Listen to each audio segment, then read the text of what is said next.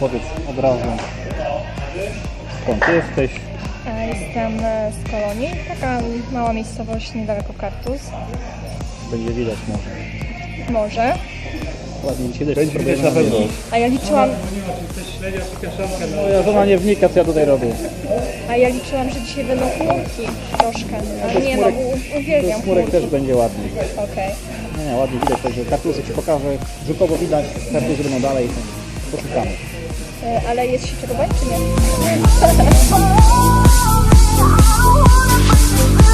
Your eyes.